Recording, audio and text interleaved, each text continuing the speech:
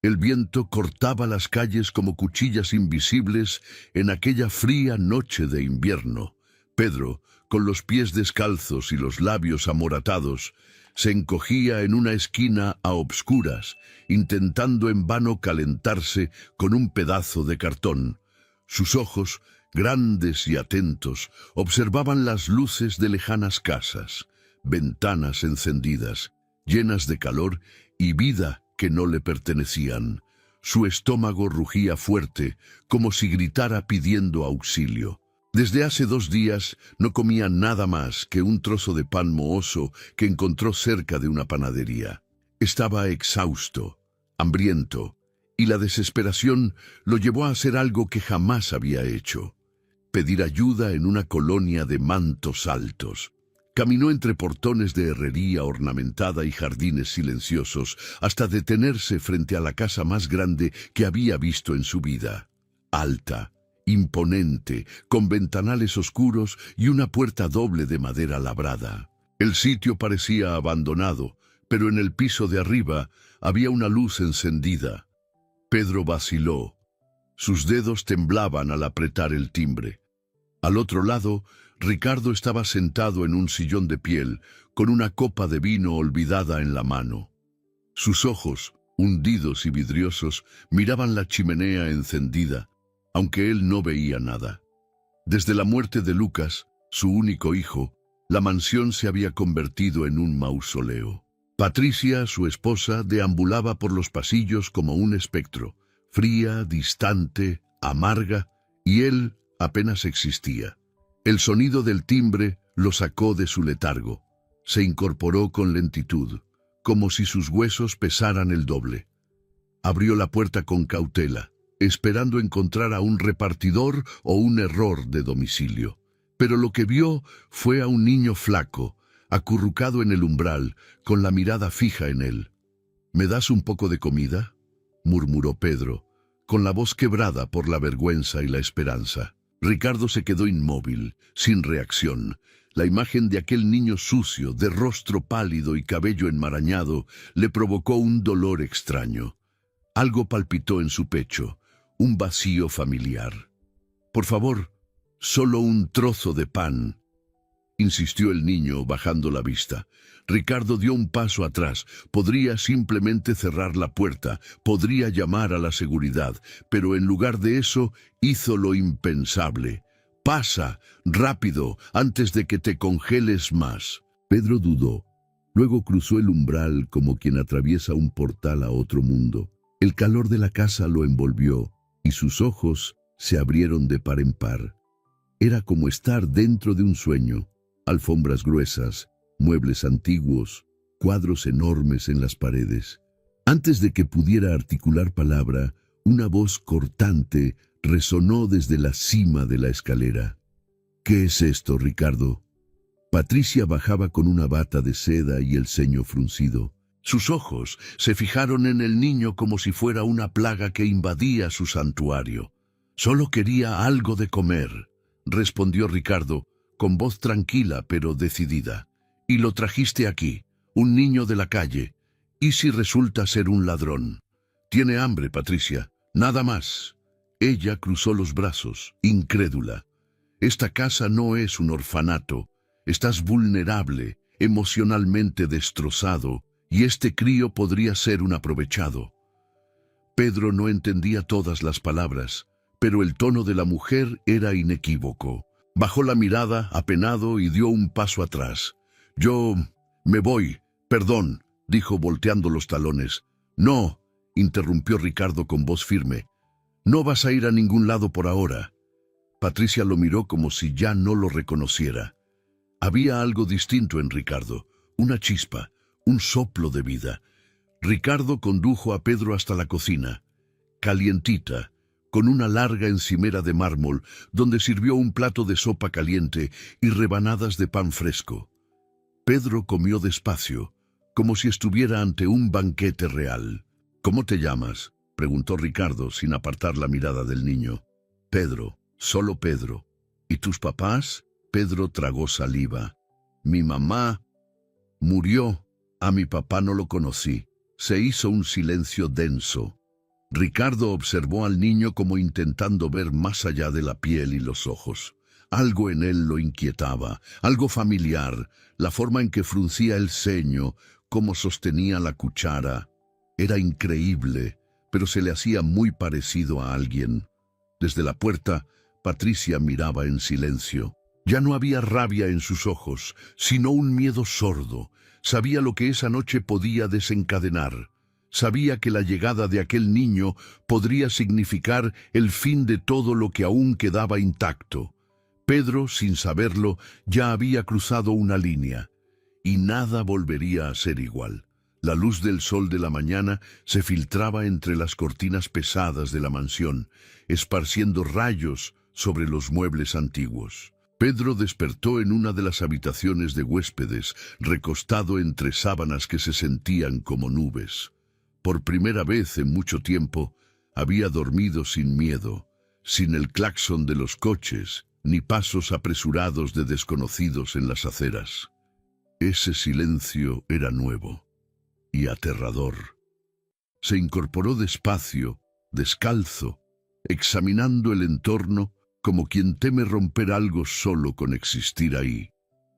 Caminó hasta el baño, donde el agua caliente lo envolvió como un abrazo largamente negado. Se puso la ropa limpia que habían dejado sobre la cama, una camiseta y unos pantalones anchos, pero cómodos. En la cocina, Ricardo ya lo esperaba con una taza de café en la mano. Observaba al niño en silencio, evaluando cada gesto y cada palabra, dicha o no dicha.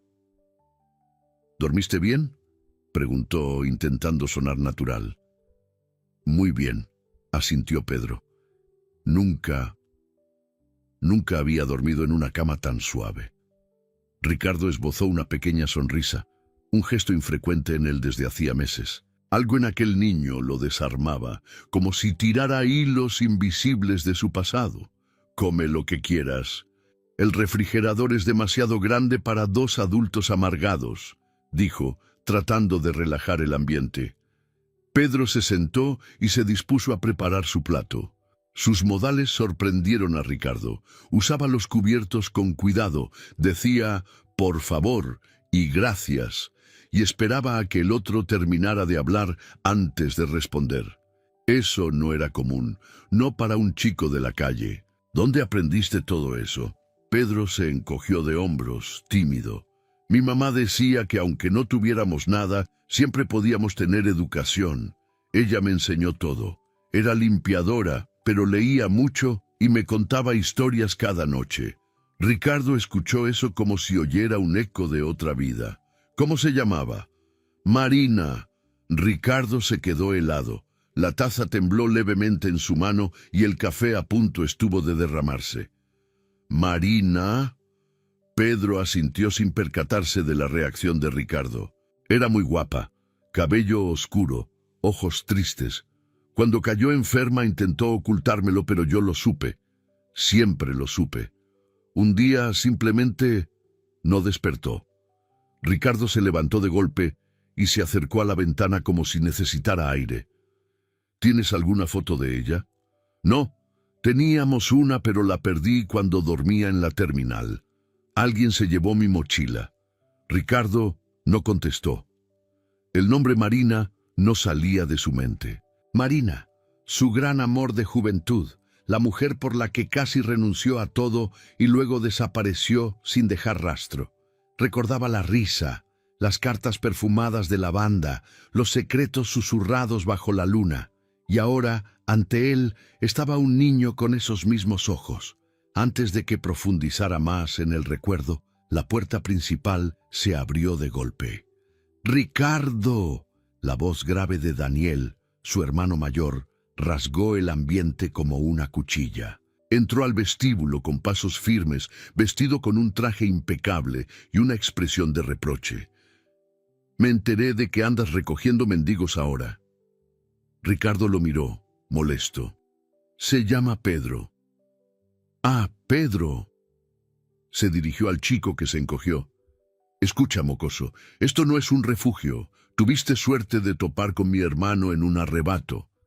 Daniel, basta, interrumpió Ricardo. Él se queda aquí, por ahora. ¿Por ahora? Ricardo, estás mal de la cabeza. Hace 3 meses perdiste a tu hijo. Estás vulnerable y este chamaco puede ser un aprovechado. Ricardo se acercó con calma tensa. Ya no mandarás en mi vida, Daniel, y ni sueñes con faltar al respeto a este niño, ni hoy ni nunca. Daniel respiró hondo, dio un paso atrás y murmurando que aquello no terminaría bien, salió de la casa dando un portazo. El silencio volvió a reinar, pesado. Ricardo se sentó de nuevo, frotándose las sienes. Pedro permanecía inmóvil, observando todo con atención, sin entenderlo todo, pero dándose cuenta de que en esa casa había mucho más de lo que parecía. Más tarde, al atardecer, Ricardo llevó a Pedro al jardín trasero. Le mostró un banco de piedra bajo un árbol que aún conservaba algunos adornos navideños. Ahí le contó la historia de Lucas, su hijo fallecido en un accidente de coche. Pedro escuchó con respeto, los ojos brillantes. «Sé lo que es perder a alguien a quien amas», dijo en voz baja. Ricardo lo miró y, en ese instante, dejó de ver a un chico de la calle. Vio un espejo, vio dolor, pérdida, la misma soledad. La duda empezó a crecer en su interior, como una semilla a punto de romper la tierra. ¿Quién era realmente ese muchacho? ¿Y por qué sentía que Pedro había tocado esa puerta por algo más grande que el simple azar? La casa estaba en silencio, pero no en paz. Cada paso de Ricardo por los pasillos antiguos hacía resonar los fantasmas del pasado que él intentaba olvidar y que ahora lo acechaban. Después de escuchar el nombre Marina salir de la boca de Pedro, su mente no halló descanso. Sentía una urgencia nueva en el pecho, como si la vida le estuviera queriendo mostrar algo que él se había negado a ver durante años. En el despacho, Ricardo empezó su búsqueda.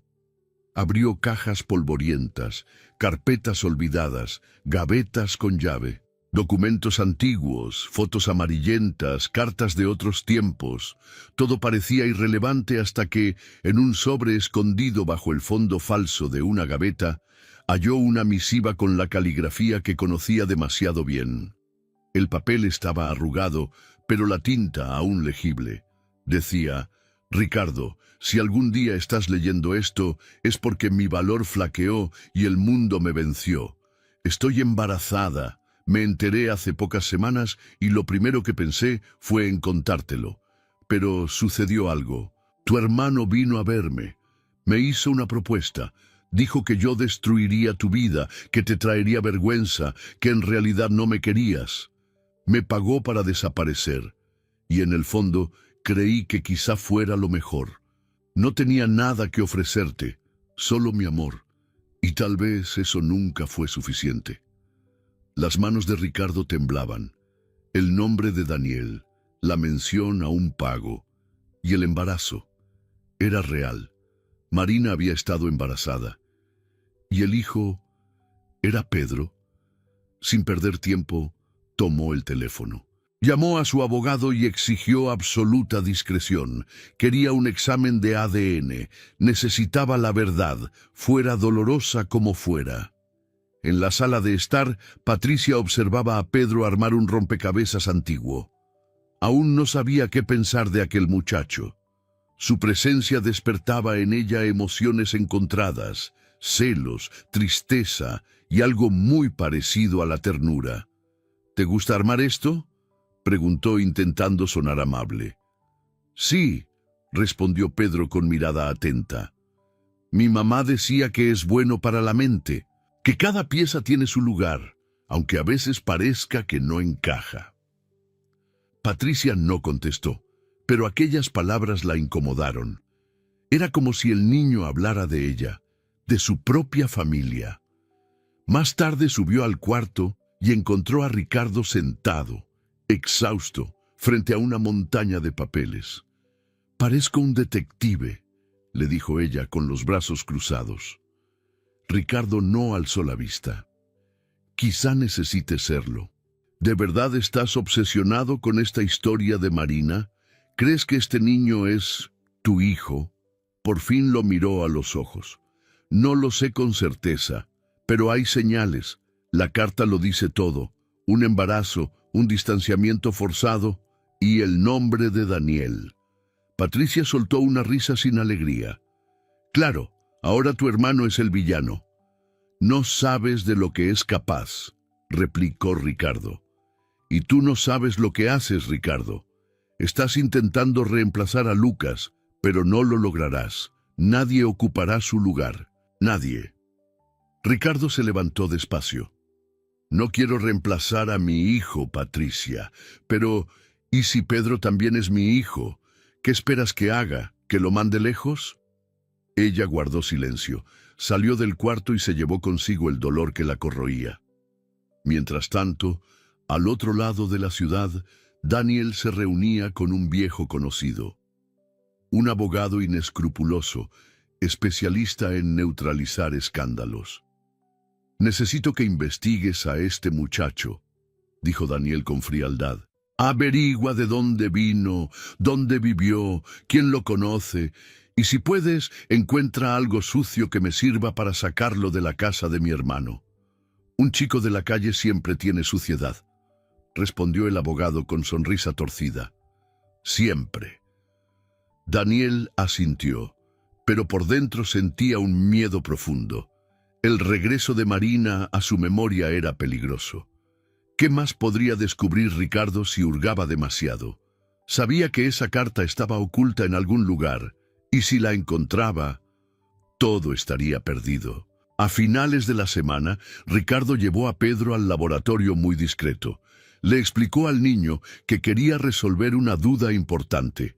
Pedro, sin entender del todo, aceptó, aunque con inquietud en los ojos. No quiero irme si eso es lo que vas a descubrir, dijo antes de la extracción de sangre. ¿Y si resulta lo contrario?, respondió Ricardo en tono casi paternal. Pedro bajó la mirada. Entonces tendré miedo de lo que venga después. Ricardo le esbozó una sonrisa melancólica. Bienvenido al club. De vuelta en la mansión, Ricardo esperaba el resultado como quien aguarda una sentencia de vida o muerte. Intentaba mantenerse ocupado, pero no hacía más que escuchar los pasos de Pedro, su risa suave, sus gestos. Cada detalle le reflejaba el pasado. ¿Le habría dado el destino una segunda oportunidad? Y, más aún, ¿la merecía? El sobre marrón reposaba sobre la mesa como una bomba a punto de estallar.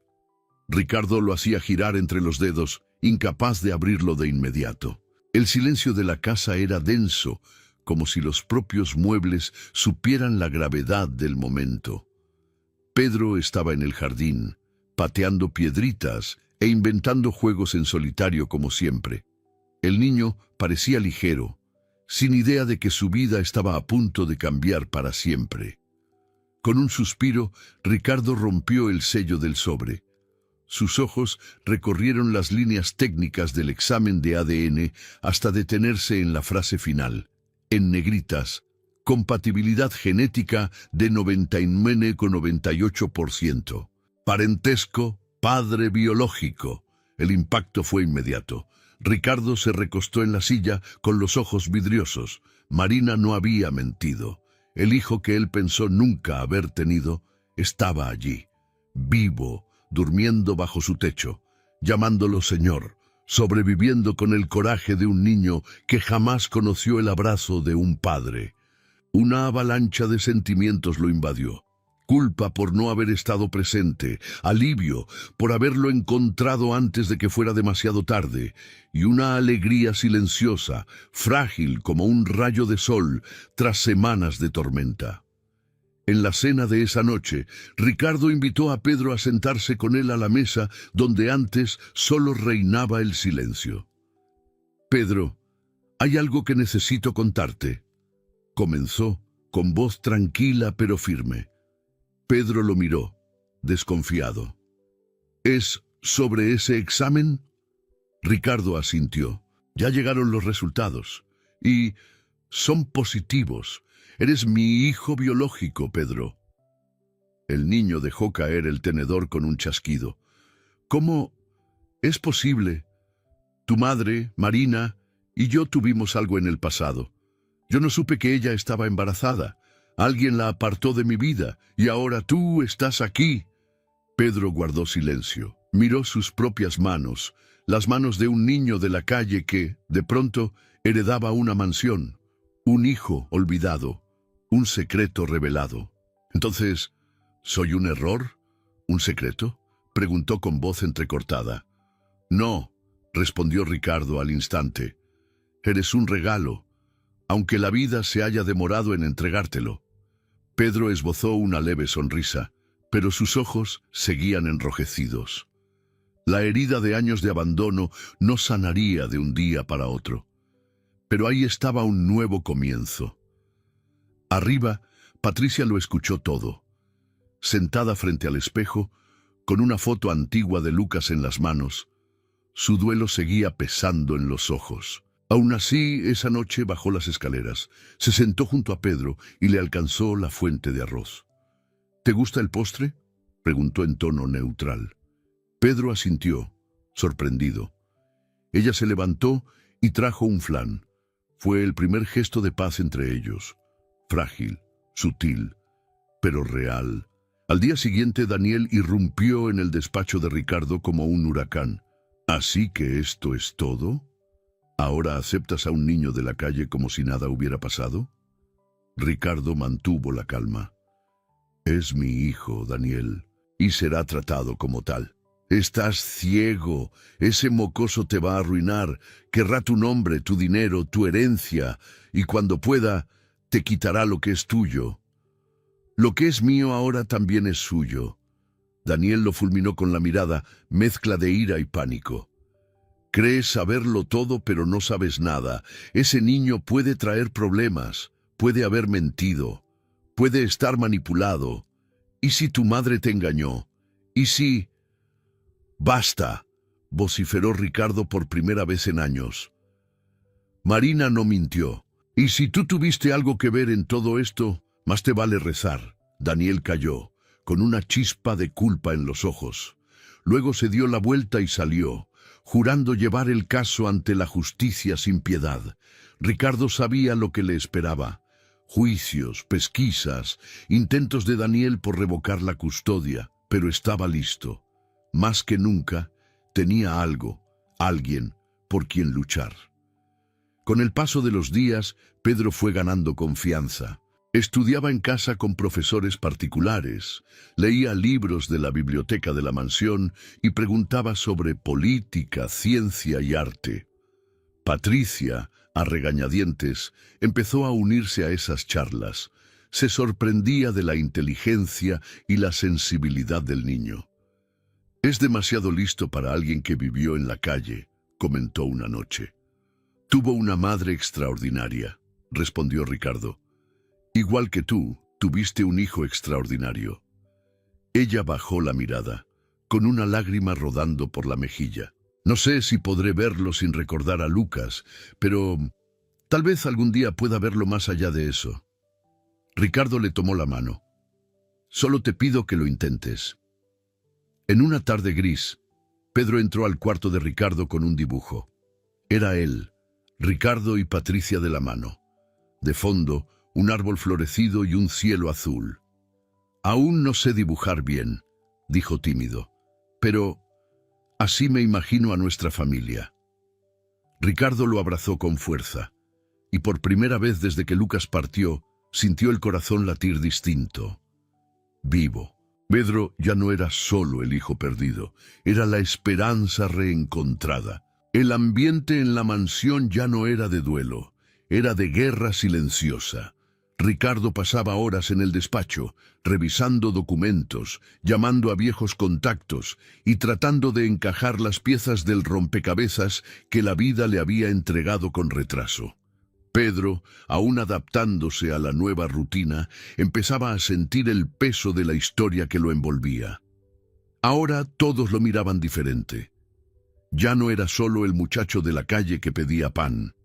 Era heredero, hijo, y para algunos, una amenaza. Fue en una mañana lluviosa cuando el timbre sonó inesperadamente. Buenos días, yo necesito hablar con Ricardo Montenegro. Me llamo Lucía. Fui amiga de Marina. Ricardo la escuchó desde la escalera y bajó al instante. El nombre de la madre de Pedro todavía le dolía como un puñal en el pecho. ¿Dijiste Marina?, preguntó al abrir la puerta. Lucía asintió, con la mirada encendida de tristeza. Trabajamos juntas como cuidadoras en casa de una señora en el interior. Me enteré por casualidad de que Pedro está contigo y necesito contarte la verdad. Ricardo la invitó a pasar. Patricia observaba a distancia, con desconfianza. Pedro, desde la puerta de la cocina, escuchaba en silencio. Marina nunca quiso marcharse, comenzó Lucía, sentándose con las manos temblorosas sobre el regazo. Te amaba. Hablaba de ti como de un sueño que salió mal, pero Daniel apareció. Dijo que te protegería de ella, que arruinaría tu carrera, que ya estabas con otra mujer, y le ofreció dinero. Mucho. Ricardo sintió un nudo en el estómago. Aquella confirmación lo estremeció. ¿La compró? Sí, pero no fue solo eso. La amenazó con quitarle al bebé. Dijo que tenía recursos legales, que ella desaparecería o lo lamentaría. Yo vi el miedo en sus ojos. Y vi el dolor cuando aceptó el dinero y se fue. Nunca volvió a sonreír después de ese día. La voz de Lucía se quebró. Pedro salió de la cocina sin hacer ruido y se sentó en el suelo, a los pies de la mujer. Entonces, por eso lloraba de noche, musitó el niño. Decía que no era por mi culpa, que me quería más que a nada. Ricardo se arrodilló a su lado. Y ella te quería, Pedro. Solo no tuvo elección. Lucía entregó un sobre con copias de antiguos registros bancarios, incluido el depósito desde una cuenta empresarial de Daniel. Ricardo reconoció el número al instante, la sociedad fachada que su hermano usaba para manejar fondos secretos de la familia. Esa misma tarde, Ricardo apareció en el despacho de Daniel sin avisar, como una tormenta. Compraste a Marina para que desapareciera. Amenazaste a una mujer embarazada. ¿Por qué? Daniel, detrás de su mesa de caoba, alzó la vista sin inmutarse. Porque estaba protegiendo a la familia. Fue lo que creí correcto. Ella era solo una aventura, Ricardo. Una empleada doméstica. Tú ibas a destruir tu nombre, tu matrimonio. Todo por un capricho. «Ella era la madre de mi hijo», gritó Ricardo golpeando la mesa. «Y tú decidiste por mí, me quitaste el derecho a ser padre». «Hice lo que me convenía», contestó Daniel, impasible. «Prepárate para pagar por ello», dijo Ricardo, dejando los documentos sobre la mesa. «Ya lo entregué todo a mi abogado. Será la justicia quien decida». Las semanas siguientes fueron caóticas. El trámite de custodia que inició Ricardo desató una batalla legal. Daniel contraatacó con un proceso de tutela impugnada, alegando que Ricardo estaba emocionalmente inestable desde la muerte de Lucas y, por tanto, incapaz de cuidar a otro hijo. Pero el mundo afuera empezó a prestarle atención. Un reportero local publicó un artículo discreto. Millonario busca adoptar a niño de la calle. Oportunidad de amor o golpe emocional. Días después, un sitio sensacionalista explotó el escándalo. Hijo perdido, ADN confirmado y un hermano saboteador. Drama en los Montenegro. Los paparazzi regresaron a acampar en los alrededores de la mansión con micrófonos, cámaras y flashes. La vida privada de la familia se convirtió en telenovela nacional. Patricia estalló. «Esto va a destruir nuestra reputación», vociferó, encerrándose en su cuarto. «Tal vez merecemos caer para volver a levantarnos», respondió Ricardo extenuado. Pero en él ardía una llama, una determinación nueva. Lucharía hasta el final. En medio del caos, Pedro buscaba sentido. se mostraba más callado, más introspectivo. Pero por la noche seguía pidiendo historias, seguía acurrucándose tímido junto a Patricia. Todavía tenía esperanza. «¿Me van a quitar de tu lado?», preguntó una noche. «Nadie podrá alejarte de mí», contestó Ricardo con voz firme. «Ni la justicia, ni el mundo». Pedro apoyó la cabeza en su hombro. Allí se quedó, hasta quedarse dormido. El tribunal estaba lleno. La prensa ocupaba cada rincón disponible, con cámaras apuntando a la entrada principal. Abogados caminaban con pasos medidos, los rostros tensos. El caso Montenegro se había convertido en noticia nacional. No se trataba solo de la custodia de un niño, era una lucha de poder, secretos familiares y una batalla entre hermanos marcada por décadas de control y silencio. Ricardo llegó en traje oscuro, sobrio pero decidido. Pedro, a su lado, vestía un saco prestado, varias tallas más grande, y sus ojos reflejaban el peso del mundo. Daniel apareció rodeado de su equipo legal, confiado, con la expresión de quien ya sabe cómo terminará la historia. Pero no lo sabía. Durante el juicio, la defensa de Daniel intentó retratar a Ricardo como un hombre emocionalmente inestable, frágil desde la pérdida de Lucas y propenso a decisiones impulsivas. Mostraron fotos de Pedro en la calle, trataron de vincularlo a pequeños hurtos, pero las pruebas eran débiles y basadas en suposiciones. La réplica de Ricardo fue precisa e implacable. Su abogado presentó la carta de Marina, los registros bancarios del pago que hizo Daniel, los testimonios de Lucía y correos electrónicos recuperados que demostraban la interferencia deliberada de su hermano. Daniel empezó a perder la compostura. Su porte altivo se derrumbó a medida que los documentos se acumulaban. El juez, serio y atento, escuchó todo con paciencia y mirada crítica. Cuando llamaron a Pedro a declarar, la sala guardó silencio. El niño avanzó al estrado con paso vacilante, miró al juez y respiró hondo. «Yo no quiero su dinero, solo quería un lugar, un nombre, y él me lo dio», dijo, señalando a Ricardo. «Nunca me dijeron que era su hijo, pero lo sentí. Lo sentí cuando me abrazó, como si yo ya formara parte de su vida. Ya no quiero huir». Las palabras de Pedro calaron hondo. El juez hizo una pausa larga antes de dictar sentencia. «Con base en las pruebas presentadas y en el bienestar del menor, concedo la custodia definitiva de Pedro a Ricardo Montenegro. El nombre legal del niño será cambiado a Pedro Montenegro».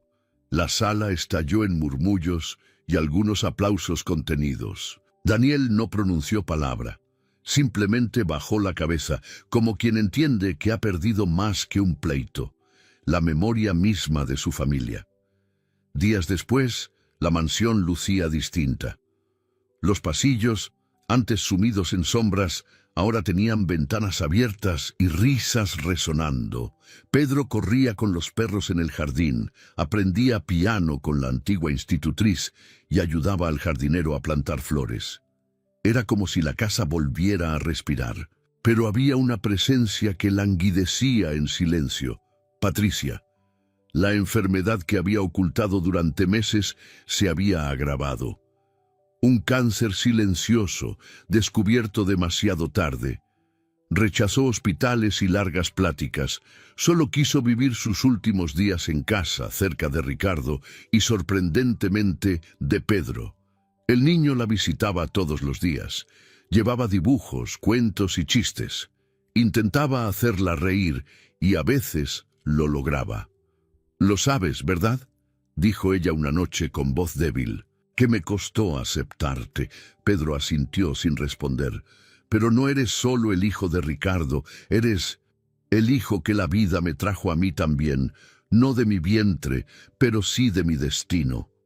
Pedro apretó su mano con lágrimas en los ojos. «Gracias». A la mañana siguiente, Patricia no despertó. Se fue en paz, con el rostro sereno y un sobre reposando sobre la mesita de noche. Más tarde, Ricardo encontró la carta dirigida a Pedro. Pedro, fui egoísta. Traté de guardar mi duelo como un castillo donde nadie podía entrar, pero llegaste tú y lo derrumbaste todo, de la mejor manera. Me hiciste recordar lo que es ver a alguien crecer, soñar, luchar. Quiero que sepas que te vi, de verdad. Vi más allá del dolor y del miedo. Y me vi en ti también. Cuida de tu papá, me va a necesitar. Con todo el cariño y amor que aún tengo, Patricia. Pedro leyó la carta solo, en la habitación que ahora era legalmente suya.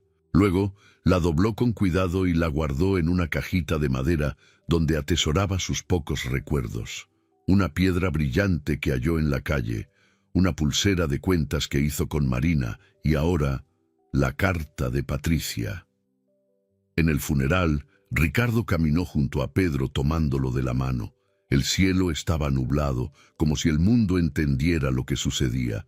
Familiares, empleados, periodistas, todos reunidos, pero la escena era íntima, personal, dolorosa. Pedro colocó una flor sobre el ataúd y levantó la mirada al cielo. «Prometo cuidarlo, ¿vale?», susurró. Y en ese instante, Ricardo supo que, incluso en medio de la pérdida, algo nuevo había nacido. El auditorio de la escuela estaba lleno. Padres, maestros y compañeros de todas las edades ocupaban las sillas, atentos a la pequeña presentación organizada para la Semana de la Valentía. Un escenario sencillo, decorado con carteles coloridos y palabras como fuerza, esperanza y transformación, esperaba a los estudiantes que, uno a uno, subían a compartir sus historias. Tras bambalinas, Pedro acomodaba los papeles que llevaba en la mano. Estaba nervioso, mucho. El corazón le latía con fuerza y las palmas le sudaban. Incluso ahora, con todo lo que había vivido, la idea de exponerse le daba mariposas en el estómago. Pero sabía que debía hacerlo. Tenía que hablar. Tenía que contar la verdad, no solo para él, sino para todos los que, como él alguna vez, creyeron ser invisibles. En la primera fila, Ricardo esperaba elegante con un saco discreto. A su lado estaban Lucía, la amiga de Marina que ahora era una presencia constante, la gobernanta, el jardinero e incluso algunos exempleados que habían vuelto a la mansión. Esa familia improvisada, tan improbable, ahora era real, unida, viva. Cuando llamaron su nombre, Pedro subió al escenario. El silencio fue absoluto y respetuoso. Se plantó frente al micrófono y miró al público. No llevaba papel, no lo necesitaba. «Mi nombre es Pedro Montenegro, y hoy vine a hablar sobre valentía». Se escuchó un murmullo. Algunos ya conocían su historia, otros escuchaban atentos. La valentía no es no sentir miedo. La valentía es seguir adelante, aun cuando el miedo se sienta a tu lado. Nací en un mundo donde cada esquina era un peligro, donde un plato de comida era un milagro, donde mi mamá convertía lo imposible en algo cotidiano. Ella me enseñó a ser fuerte y luego se fue. Pedro hizo una pausa. Ricardo, con los ojos vidriosos, cruzó los brazos para contener la emoción. Viví en las calles, dormí en bancas, en terminales. Mucha gente me ignoró, pero un día, por razones que solo el destino conoce, toqué la puerta de una casa. Pedí un pedazo de pan y encontré a mi papá. Algunos en la audiencia abrieron los ojos, otros ya derramaban lágrimas silenciosas. Yo no sabía que era mi papá, y él tampoco sabía que yo era su hijo, pero el corazón lo supo. Fue difícil, hubo peleas, hubo dolor, pero también hubo amor, mucho amor, de él, de la mujer que me enseñó que la familia también puede elegirse, de la gente que trabaja con nosotros, vive con nosotros y sufre con nosotros. Esbozó una sonrisa serena. Perdí mucho, pero gané más, porque la valentía es eso, creer que el dolor no es el final de la historia, que uno puede florecer incluso en el concreto más duro. El auditorio guardó silencio absoluto. Pedro respiró hondo y cerró. Si tienes miedo, sigue con miedo, porque a veces el amor está justo atrás de la siguiente puerta. Por un segundo el tiempo pareció detenerse, y luego, como un trueno suave, los aplausos estallaron, primero tímidos, luego cálidos, hasta inundar el lugar como una ola. Ricardo se puso de pie y aplaudió con fuerza, los ojos enrojecidos pero llenos de orgullo. Pedro bajó del escenario y corrió hacia él, abrazándolo con fuerza. Ricardo lo envolvió entre sus brazos como protegiéndolo del mundo entero. «Te amo, hijo», susurró al oído de Pedro. «Yo también te amo, papá», respondió él. Esa noche, la mansión Montenegro estaba iluminada. Cada ventana encendida, cada carcajada recorriendo los pasillos. Había música suave, olor a comida casera y nuevas fotos colgando en las paredes. Pedro y Ricardo bailaban torpemente en la sala junto con todos los demás. Era una pequeña fiesta improvisada, pero nadie deseaba más que aquello. La vieja tristeza, los silencios interminables y los fantasmas se habían ido. En su lugar sonaba la vida, el calor de una nueva historia. En el despacho, sobre la estantería, había ahora 2 fotos lado a lado. Lucas sonriendo en una playa y Pedro con un libro en la mano, los ojos brillando de curiosidad. 2 hijos, 2 historias, 2 amores. Más tarde Pedro subió a su cuarto. En el escritorio encontró la caja con sus pocos y ahora preciados tesoros. Sacó la carta de Patricia, la leyó despacio y sonrió. Luego miró por la ventana. El cielo estaba estrellado. La ciudad dormía en paz. Espero que hayas disfrutado de la historia de hoy. Si te gustó, suscríbete al canal para no perderte más historias como esta. Dale like y comenta abajo qué te pareció la historia. Nos vemos en el próximo video.